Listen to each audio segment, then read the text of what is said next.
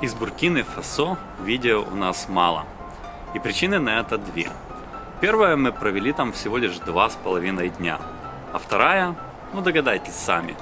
Конечно же, мы снова искали малярию. У Лены вчера было 37,2, ночью 38,4. Будем делать снова тест на малярию.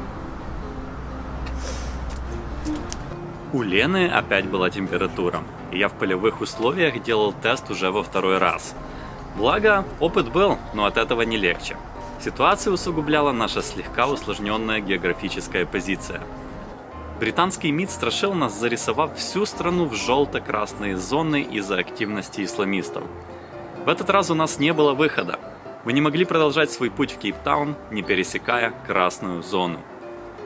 Но это не единственная проблема. Дальше мы спускались в Кот-д'Ивуар, и до Абиджана было еще километров 1000. Мы не знали, сможем ли мы найти нормальный госпиталь в следующие дни. Если у Лены действительно малярия, в таких случаях действовать нужно быстро.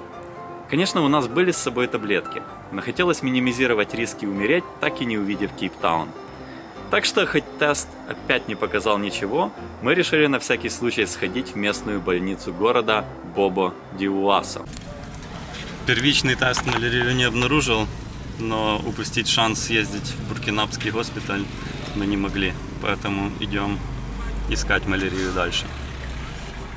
В больнице снимать открыто нам не разрешали, но все-таки пару кадров есть. В принципе, ничего сильно страшного не было. Да, больные не только в палатах, а и в коридорах, некоторые даже на улице, но все более-менее спокойно. Практически всегда вместе с больными были семьи. Они там же на месте готовили кушать на огне. Все говорили лишь по-французски, и было сложновато найти какую-то помощь.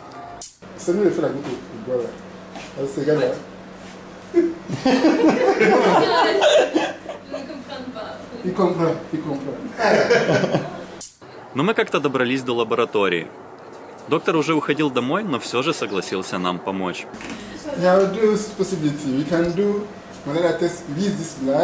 Yes. You can do it again with your finger blood. And I told him to take your finger blood. This is the best. Okay. If it's the best. So, ça c'est bon. C'est bon. This finger. Do you check for the Plasmodium falciparum or all of them? The Vivax and all? Just falciparum. Well, but if there is Vivas, you write it in the paper Vivax. You see it in the microscope. Yeah. И тут началось легкое удивление. Оборудование было достаточно современное. Анализ крови распечатали на листке А4 за 2 минуты. Доктор взялся его детально анализировать и думать, что же может быть не так. So what are you doing here? We are traveling, two of us, from Ukraine to South Africa, and so we just as tourists. We drove. Yes. So that's a long, long Just way. traveling. Yes. So we came from Morocco, Mauritania, Senegal, Gambia, Guinea-Bissau, Liberia, Sierra Leone, then back to Mali and now Burkina.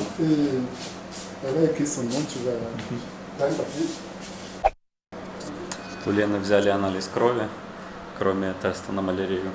Сейчас пытаются разобраться, в чем дело. Думаю, им самим интересно не дать украинским туристам погибнуть в Буркина-Фасо. Мама, я жива, здорова, все хорошо. Плазмодий в крови не нашли, и это была хорошая новость. Но отпускать нас не спешили. Доктор позвонил коллеге и попросил его продолжить консультацию, которая заняла еще минут 30, очень внимательной диагностики и желания помочь. Я, конечно, хотел его поблагодарить и предлагал ему немного денег в знак благодарности. Но африканский доктор напрочь отказывался. Как же я могу требовать от своих подчиненных быть порядочными, если сам буду брать взятки? Это нас неслабо удивило. На секундочку напомню, действия происходили в стране Буркина-Фасо, сердце настоящей Западной Африки. Доктор Кам решил, что так как мы не отсюда, то даже пару буквально плазмодиев могли нам дать температуру, и он хотел сделать так, чтобы мы попили на всякий случай все равно. Точнее, я попила на всякий случай все равно медикаменты от малярии. Но как дочка врачей, которой я выросла в семье медиков, мы договорились с врачом, что сегодня еще посмотрим, понаблюдаем за мной, и если мне будет хуже, тогда я буду пить таблетки. А пока сейчас просто буду пить водичку. И Слава будет за мной наблюдать. Доктора мы пригласили на ужин, и, к счастью, он согласился. Пицца и пиво – наименьшее, что мы могли предложить. Очень интересно и душевно пообщались. Оказывается, доктор бывал и в Париже на какой-то конференции. Запомнил дичайший холод. Мы напомнили ему, что зато у нас нет малярии, на что он сказал, что лучше уже малярия, чем ваш холод. От малярии у него всегда с собой таблетки. Не забыл доктор и напугать нас предстоящей впереди Нигерией. Там он тоже был на конференции и сильно удивился, когда за просьбу подсказать дорогу с него потребовали деньги. Так ли там все плохо, нам еще предстояло узнать. Но пока что за всю дорогу отзывы о Нигерии были исключительно паршивые. На следующий день Лене стало лучше. Мы решили, что, наверное, это было какое-то отравление, и поехали дальше. Мы сейчас в Буркина-Фасо, на озере Тангрела, направляемся смотреть на гиппопотамов. Надеюсь, увидим их, а они нас не увидят, потому что животные, говорят, опасные.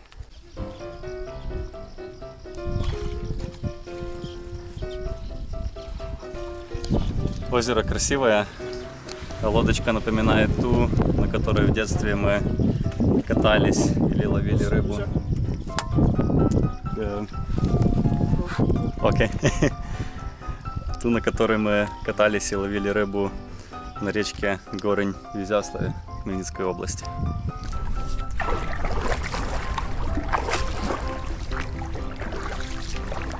Сейчас наш гребец стучит веслом по лодке, чтобы привлечь гиппопотамов.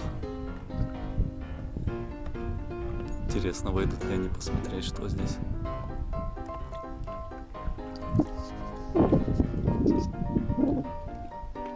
Гиппопотамов мы увидели издалека, но все равно это было классно.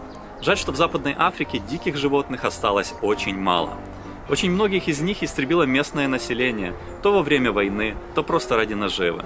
Мы ожидали, что в Африке звери повсюду, но это далеко не так. Грустно это, но ничего не поделаешь.